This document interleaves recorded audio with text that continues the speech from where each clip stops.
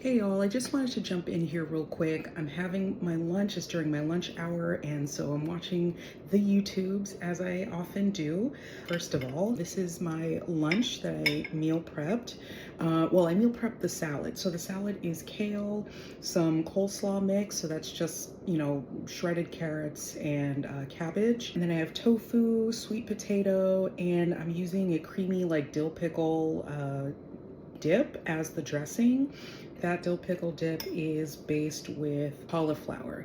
So it's kind of an interesting flavor and I'm really enjoying this. In any case, that's not what I'm on here for.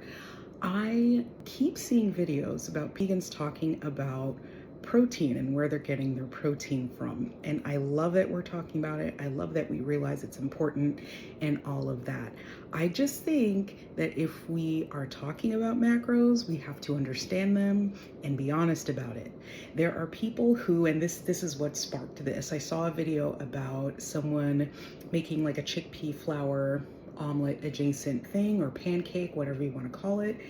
And they were saying, oh, it's like filled with protein. It's high protein because I use the chickpea flour. And I'm like, just because something has protein in it, like the protein in that is a tag along protein. That is not the major macronutrient in there. And it's a way better carb source than a protein source. I think it's one of those games of telephone that's happened where someone says, oh, it has more protein than wheat flour or more protein than all-purpose flour, therefore it is high protein and it's a protein source and I don't need to add anything else to this meal to make it a high protein meal. That's not the case, and I will show you what I mean. This is a bag of chickpea flour. This is normally what people are using when they're talking about the chickpea flour omelets or anything like that. They'll add this in and they'll say that's the protein source in this meal, right? There are many different examples of this. Folks will put in like a half cup of beans and call it their protein source for the whole meal. And you watch the whole meal being plated and truly that is the highest protein content item in the whole meal. And they're like, oh, it's high protein. Sweetheart, no. Get out your calculator.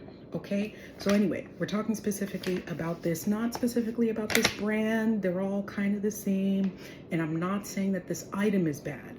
Otherwise, I wouldn't have it in my house. And as you can see, it's open. I use it myself, right? So I'm not demonizing any kind of food. I'm not saying anything other than let's be honest about the protein content of some of these things. If you look here, one serving, which is 30 grams, granted, most people are gonna have way more than that, so that's understood. But one 30-gram serving is going to give you 5 grams of protein for 21 grams of carbohydrate. It has a good amount of fiber as well. 5 grams of those 21 grams carbohydrate is fiber.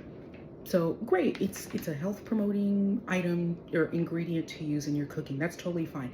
But don't call it a high protein source. Look, that's 5 grams of protein per serving. If you have 2 servings of this, let's say you just make one, little omelet type thing, and you use 2 servings, that means that you're gonna have 10 grams of protein. Wow, congratulations. You might need 30, or you probably do need around 30 in your meal to have it be a good high protein actual meal.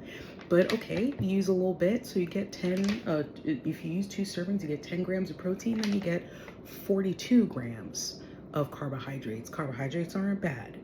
Blah, blah, blah. Like, please don't imply what I mean here. I'm literally just saying it's not a high protein source. It has some protein in it. It has more protein in it than other flours perhaps. But don't add this thinking that, oh, this is the protein source, please. Okay, I'm saying this out of love for all of you. I want us to achieve the goals that we have in mind for ourselves. If that requires you have more protein in your diet, do something that gives you more protein and not extra calories that you might not need, that you might not be searching for. Okay, so let's get it together. my fellow vegans, let's get it together. let's count things properly. Let's kind of look at our nutrition and what we're actually getting out of it versus this kind of imagined plants are magic thing, which just needs to just stop. All right. Well, I'm gonna go ahead and finish my meal, and I hope you're having a good day. Okay, bye.